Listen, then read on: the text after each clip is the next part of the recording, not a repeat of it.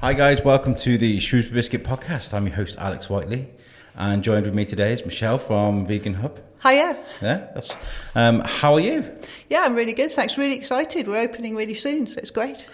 I'm loving speaking. We spoke to Manola Moss last week, who's opening the eyelash extension place upstairs, and I was talking about how unique it is to be I mean, I know this isn't your first foray, but you starting a business post COVID-19.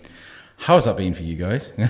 It's different. It's like we were really excited. We're going to have a great launch party. It was going to be really fun. We're going to give away loads of really great things and do some baking and give away cakes. And we can't do that sort of thing anymore. We're a lot more restricted on what we can do. But it's still great to be able to open a business at the moment. You know, it's exciting, it's interesting, and we want people to come in and see what we're doing. Yeah, I think it's important. I mean, you're in the parade, so welcome to the parade, by the way. I mean, it's really nice, actually, really lovely. Everyone's been so friendly. Yeah, I mean, we had a good chat in the corridor. That's what it's like here. You see someone you haven't seen for a while, like, hey, how's it going? Like, next week, you know, you're late for whatever you're meant to be doing. So yeah, you like it here then, yes? Yeah, it's really nice, actually. It got that sort of nice small family sort of atmosphere about it. You know, everyone helps everyone else out. It's really nice. Yeah, I mean, I like it. We're not technically not here. We're just sitting here for a little bit, like while this place is empty. But while we've been here, I've felt that, you know. When were you guys supposed to open originally? I mean, I guess there must have been a pre-COVID-19 date for you. Well, we had a date in our head, but we never published it. We only said in April, and then we said early April. And then when it got into March, we realised that probably wasn't going to happen. So, in fact, we didn't ever publish a proper opening date. It was, you know, we did know when, but then we realised there was nothing we could do. This place was shut. So we couldn't even though we're selling food and would have been considered an essential shop, because the whole shopping centre decided they weren't going to open because very few businesses were essential. We just realised that was going to be the way it was, and we would have to wait and plan. And actually now we've had to do things a lot faster than we would have otherwise had to, because we suddenly got notice, yes, you can open on this day. Ready, steady, go. And then we had to get the flooring put in, the fixtures put in, get all the stock in and get everything going. So we're probably not quite as organised as we would have been, but just been in there now. We're just unpacking the last of the stock, and it looks really good. So I'm really pleased with how it's going. I've been here since about 9 o'clock on the dot. I got here. Dropped the little boy off from school, pop a little look through the window, and it looks really good there. Well done, you've done a good job. Thank you. So you were saying you're in Telford or Wellington before this. What was what is it like? Because a vegan shop is very niche, right? So people need to know, like, if you've got a certain dietary requirements, you need to know where you can get those bits of diet, right? So what was it like for you guys in Wellington as far as your footfall and customers were like? Most of the customers came because they knew we were vegan, and they came to Wellington specifically for us. Yeah. We didn't get very many people just coming in off the street, because Wellington population is quite different to Shrewsbury. We've got more older folks living there. We had older folks as customers. I'm not saying they weren't our customers, but they weren't mainly our customer base, I wouldn't have said. Whereas over in Shrewsbury, because you've got some really good vegan cafes and things here. Yes, you've got Plant Kind Falafel, which is brilliant, and a couple of others. I'm not sure which ones are open at the moment. You know, you've got people coming in for them, and we're hoping they might then pop over and come in and see us as well. Yeah, I mean, I've got some friends of mine that are vegan that would probably really appreciate hearing this and come to you guys. I mean, I'm one of these guys that I'm respectful of everybody with what they do. I mean, I kind of got a little bit of a snipper of it. I was doing the keto diet for a while, so there's certain places I couldn't go for certain things, you know, because there was funny enough, TK Maxx, they were the only place that sells the skinny syrup that I could have. I had to get the TK Maxx. It's the same. Like, if I was vegan, I'd have to come to you guys. So moving to Shrewsbury, what made you come here rather than other places in Shropshire? Well, part of the reason is because I'm opening with a new business partner, Kaya, and she lives in Shrewsbury, and she knows the town, and she has said it's a great market for what we're doing here. She knows the sort of people who live and shop here, and she thinks it's a better market for us here. But also because it's a nice area, it's a nice outlook, and you know, and we get tourism as well, which we're hoping to attract a few as well. So you know, nice, yeah, it's good. It's a good little town for it as well, and you know, like you said, it's so diverse with like food and things. I think you'll generate quite a bit of love. I mean, one of my heroes, Kevin Smith, he nearly died of a heart attack. and he switched to vegan, turned vegan, and followed the Weight Watchers thing, and his weight dropped dramatically. Mm-hmm. Have you noticed anybody that's switched to vegan? It's not like become vegan. I'm sorry. That's all right. And it's really helped them. It can help you massively with your health, but it depends what food you swap. Yeah. I mean, when I went vegan 25 years ago, wow, you couldn't buy a vegan cake in a shop. So if you didn't make it yourself, you couldn't buy it. So I was really, really healthy then. I wasn't eating sugar at the time either, and I did lose a fair bit of weight, and it really sort of helped me. But recently, now all the supermarkets have got loads of vegan products. You can buy vegan pizza in Aldi, for example. It's just ridiculous how it is. It's the contrast. It's really good, but it does mean that to be a healthy vegan is a lot harder because you could go buy vegan stuff everywhere. Yeah. I mean, like Kevin Smith is an A-lister celebrity. He could get chefs in to cook for him and stuff like that. But if you look at his pictures from when he did Clerks in the 90s to now, or him at his biggest now, he's really skinny. And I was like, wow, that's got to be. So I nearly tried to go vegan. There are a lot of top athletes that choose a vegan diet because it's really healthy. I mean, the tennis player Venus Williams, is it? She does it. Wow. Yeah, and her sister. They both do vegan diets when they're playing. So, really helps them keep fit and everything else. Because I think the proteins, if you're having animal proteins, they tend to weigh you down a little bit, make you feel a bit sluggish if you have those. Whereas the plant-based proteins, give you more energy and they make you feel better. So it's great. Yeah, and when you talk to some vegans, some vegans very much hate the use of animal products because of the cruelty, or they have their own reasons, whether it's health problems, or Kevin Smith tried to lose weight. What's it like? What is the community like? Is it very accepting of people's requirements and what they like? It varies. I mean, you always have different personalities in different stumbling communities. through this, by the way. I'm kind of like, how do I say this without sounding like a bumbling idiot? I'm really sorry. No, I mean, there's different people in the community. What our attitude is in the shop, we want to talk to people about going vegan if they want to. If they're not vegan, they come in, that's fine. We'll have a chat about what they want. We're not going to say, well, you preach to them about being vegan.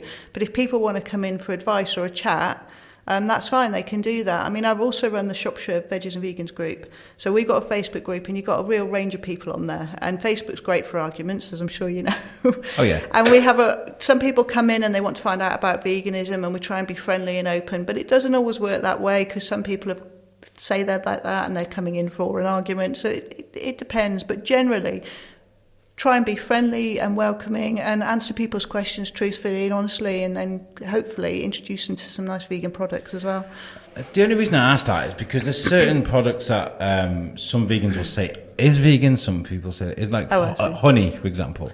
Well, honey is now, by the Vegan Society, have defined it as not being vegan. Yes, that's what I've heard. So when I first went vegan, they said it was okay, but I think the problem is that the methods of farming it now aren't as kind as they used to be as well. Overwork the bees, yeah.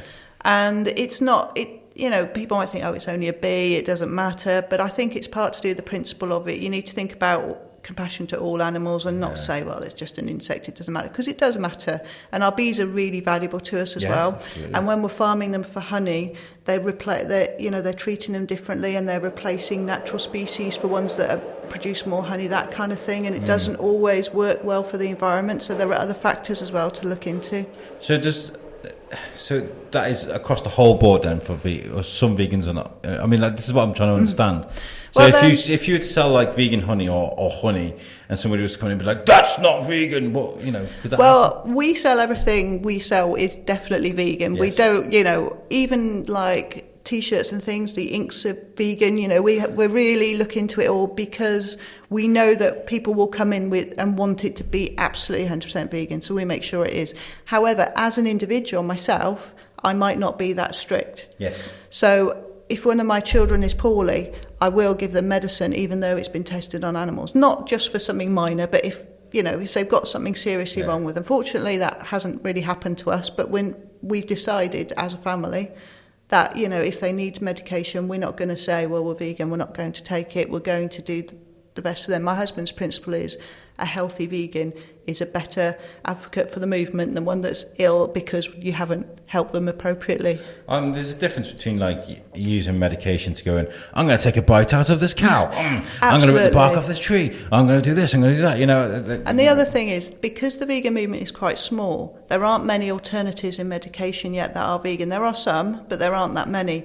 If more people became vegan, there would become a wider range of products there, and then we would be able to use them. But at the moment, there's just not, that just isn't available. So if we try and help more people become aware of veganism and what happens to the animals and the alternatives, because there's some great alternative to animal testing and things like that are out there now. You can do computer modelling, you can test on people, on stem cells, you don't need to test on animals. If people learn about those, hopefully, things will move on. Nice, yeah. And you're saying about the ink for your T-shirt as well. It's a cool T-shirt, by the way. Oh, thank you. I was speaking to a friend a couple of years ago. He's sadly passed away now, but he was vegan, and he was telling me about he buys vegan trainers. I was like, you can buy vegan trainers. It's it's like the glue in them and stuff. It's all. Yeah. I mean, some shoes you look at them and they might be vegan, they might not, and you wouldn't know. These days, a lot of the companies are aware and they'll tell you whether they're suitable for vegans or not. In the past, you had to buy a really expensive shoe from a solely vegan shoe manufacturer. But these days, you can buy vegan shoes in, New Look, Shoe Zone. And that makes sense because Marks and Spencer's, What are shoes made out of? Leather. And I mean, I don't wear leather, obviously. There are nice vegan leather alternatives, but I tend to wear canvas pumps, and then, as long as the glue's vegan, you're fine. It's not too difficult. Fantastic. Today's your opening day. Mm-hmm. You just come back from doing an interview from the BBC. How was that? Was that all right? Yeah, it was all right. Yeah. They're usually all right. I've been on there a few times now. So you spoke to Jim, right? Yeah. Jim's been on our show before. He's a good guy. He's all right. Yeah, he's been veggie. I don't know if he still is, but he has been. So he's a bit sympathetic. So he knows what he's talking about when he talks to me as well, which helps. Yeah, I think anybody that's tried any sort of diet or anything where you can't eat certain foods and you struggle to find that meal can understand, because I'm not comparing keto to vegan because it's not at all. But when you're in a supermarket and you're like, I can't have this, I can't have that, this will have to do, it's difficult. It helps you as a vegan, because if you're a vegan for ethical reasons, so you don't want to hurt the animals, you don't think, I'm really struggling here, it's a really difficult thing, because you think the animal is now alive rather than dead, they're surviving, I can eat a few carrots and some potatoes if I can't find a nice ready meal or whatever, I can make something myself. It's not like it's the end of the world. So, if you look at it like that, it makes it really different. Plus, these days, it's really easy to get stuff in the supermarket, so it's suitable for vegans anyway, so it's not really a trial. There is the free from aisle, isn't there? But on the build-up to launching today, what have you guys been busy with? Well, we were going to have a great launch party and some free goodie bags and competitions, but unfortunately we're doing it very, very low key at the moment, and we will have a big party at some point, but we don't know when. We can't plan at all. So today we've just been doing stuff like, getting the place looking nice and researching nice vegan companies to use their stock for as well, because that's really nice. We like to use, as much as you can, to use companies that are a whole vegan company to promote, to help them survive, because at the moment it's difficult for everyone. Yes. So we're also looking for local companies who are vegans, who are producing products, and we are willing to sell their items for them. So, we want to talk to anyone who's out there who wants to come and sell through us, because we want to help. I'm sorry, I'm yawning my head off, by the way. Me and the wife tried to finish the last few episodes of the American Office last night, and we didn't make it. There was 2 left, and we said, so yeah, that's why I'm yawning so much. Mind you, it was quite hot to sleep last night, wasn't it? Oh, it's ridiculous. Yeah, it's been crazy. But it's nice to have this kind of weather, but yesterday was just too sticky. It was horrible. It is nice, but and we will have to get used to it, because it's, warming of the planet because of climate change, and that's another reason to go vegan, of course. Yeah. Because the animals contribute to the environmental destruction. I mean, we had Extinction Rebellion come on the show a while ago, because I wanted to talk to them. I wanted to hear what they had to say, because this is the kind of guy I am. I like to hear all sides of the argument. Yeah. And I really liked what they were saying. I did like a lot of what they were saying, but I think the problem is because the people aren't listening to what Extinction Rebellion is saying. It leads to more drastic demonstrations or these things, which then just angers people, and it's this vicious circle. Well, I think people do need to get angry because they need to think about the issues, because our planet is the most important thing. I mean, I'm a member of Extinction Rebellion, so and I find it frustrating because as an individual, there's so little you can actually feel like you can do, because we live in a world that's set up for cars, that's set up for consumerism. You need to change all that, and as me on my own, I can't do that. So we do need to shout really loudly about it and make people angry, so that they think about the issues that you're talking about. Well, we've had a massive distraction, haven't we, over the last few months? Yeah, but then it's changed things, because people have consumed less and there's been less pollution, and it's been really nice, actually. I did see the pictures of the beaches that have been absolutely bombarded yesterday. That was horrendous. But I don't know what people are thinking. It's crazy. I'd love to go to the beach, but not today. So you launched today, but obviously it's Monday now. Today is it's Friday. So I wish you the best of luck with your launch. I think it's going to be good. I mean, I know it's. We are expecting it to be quiet at the moment. Yes. We're not having customers knock down the doors, unfortunately. We were, originally we would have hopefully had a nice queue and lots of freebies to give out, but we can't do it that way. So we don't want to encourage lots of people to come when we open on the dot, because that's just not right at the moment, unfortunately. Yeah, socially distancing. It's crazy. And you're in the parade. But have you got any social media bits that people can find you on? Yeah, we've got a website. Me and Kaya, we run a company called The Two Vegans. So we do vegan fairs as well. We had a virtual one last week because we couldn't have an actual one. So if you go to the twovegans.co.uk, that's our website. It's got the vegan hub on it as well. And then we've also got a Facebook site for the Vegan Hub and the Two Vegans. So go there, you find out all the info. And our opening hours are going to change. We're quite short at the moment. We're only doing Friday, Saturday afternoons. But we're going to expand them as soon as we can. We're just going to see what interest is and how many people are out and about. So keep an eye on our Facebook site's the best place for that, when we put the latest info and when we'll be here and things like that. What's the buzz been like on social media for you guys? Actually, it's been really good. We've got loads of great friends on there, and lots of people who are really excited about having a 100% vegan shop in Shrewsbury, coming in and knowing they can get everything they want and be sure that, it's vegan. It's been really nice. And we put some little sneak previews of some of our products, and that people are like, oh, that looks really good. So, yeah, we're really pleased. Really excited. I feel like the parade is transforming. You got Crystal's Cupcakes, you got you guys now. Crystal's Cupcakes are great. She's been doing vegan cakes as well. So we're hoping we can send people up there and she can send people down to us. So it'll be really nice. Yeah. It's becoming quite funky in here. I like it. I like that. Let's go. It's nice. It's looking good. Yeah. What would you say? What advice would you give to someone at the moment who's thinking of launching a business post COVID-19? What would you tell them? I think don't have too high expectations at the beginning, and be prepared for that second wave, which I think probably is coming at some point, probably.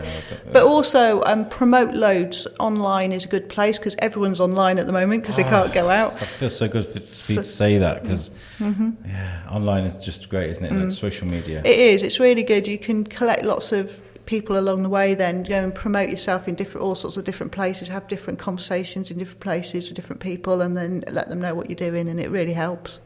Oh, I love you. I think you're great. I think you're really positive. I think your store is going to do quite well, because, like I said, it's very niche, right? I mean, have you done your homework on Shrewsbury? I know you're saying there's a few restaurants and things, but as far as like stores, because we shop here, we know the kind of shops that are here. What we've decided, we want to go down the very much. We're an independent shop, so we want unique, interesting products. Not everything is something you can't buy elsewhere, obviously, because some people will come for certain types of vegan grocery and want something else. So we've complemented them with things you might buy elsewhere. But all our gifty type stuff, we've got some cork purses and bags and things like that, some nice jewellery, T-shirts, cards, all kinds of little things which are just a bit different. We've also got a few vegan green items, because not all the environmentally friendly items you can get, unfortunately, aren't all vegan, so we've made sure all of ours are, so people can know what to buy and where they can get things from. It must be hard as well. Have you guys ever slipped up and accidentally thought, not that it's vegan, but maybe it's vegan but it's not ethical? I don't know, what's the best way to look at it? Not ethical, but it's bad for the environment, because vegan things can be bad for the environment. Oh, absolutely. There are a lot of vegan things that are quite bad for the environment, but I look at it in a different way. I mean, people will say, avocados are bad, almonds are bad, these sorts of things because of where they're grown and how much water and the land they've used. But then when you look at animal farming, the amount of land that's used to grow, say, soya for beef cattle is huge. It's massive. If everyone turned to vegan, we wouldn't even need to use the amount of land we've already got, and we're cutting down more trees because there are more people and people are consuming more. We wouldn't need to use all that land to feed everyone on a vegan diet, because you get your protein directly. It doesn't have to go through the cow, And cow grazing takes up a lot of land. The food they're fed takes up a lot of land. They also use a lot of water, which is bad, problematic for the environment as well. So, when you look at it that way, even though you might say, well, almonds aren't great or avocados aren't great, they're still much better than eating animal products. Yeah, and I did nearly try go keto for a little, vegan for a little bit. If someone was looking to try and change their diet and their way of life by becoming vegan, what would you say what was the advice? How would you prepare for that? I think find a friend who can help you. That's a really good thing. Or like a sponsor. or a site somewhere online which is friendly, where you can talk to people and get good advice on what to do. Because if you suddenly get to a meal and go, I don't know how to make this, then you need someone you can just ask, because that really helps you to have some support. When I went vegan, my sister went vegan as well, so we could talk to each other. Although we didn't have experience, at least you felt you was sharing the experience with somebody. But also there are lots of different products on the market. Try different things. Don't expect the first thing you try to be nice. Everyone has different tastes. If you ask, 10 vegans which vegan cheese they like, they'll all name you a different one. There's not one that's brilliant. The same as plant milk. Some like almonds, some people like oat milk, some people like soya. It depends. So, you need to be prepared to try lots of different things. But also eat food you always ate. Don't change your diet completely. You don't need to. You can eat a pasta with a nice tomato sauce and loads of veg. You don't need to add any animal product to that at all. And that's a really nice meal that you've probably eaten already, So you don't need to make that massive change right away, Oh, nice. Well, you guys are going to be great. I wish you the best of luck with what's coming on. And if you need our support for anything, we're across the corridor. Fab, thank you. That's great. Make sure you pop your head and say hello. Thank you for joining us. Okay, guys, this has been a short little podcast, but I wanted to give these guys a bit of a boost upon their launch. Make sure you check out their social media. And you can check out our website too, which is www.theshrewsburybiscuitpodcast.co.uk. All of our audio is there and you can access it. And if you want to write into us, our email is shrewsburybiscuitpodcast@gmail.com. Wow, I am failing today. I don't know what it is. I haven't had coffee yet, and genuinely haven't had coffee yet, so I think that's probably what it is. Thank you for joining me. Thank you. Thank you. Peace out.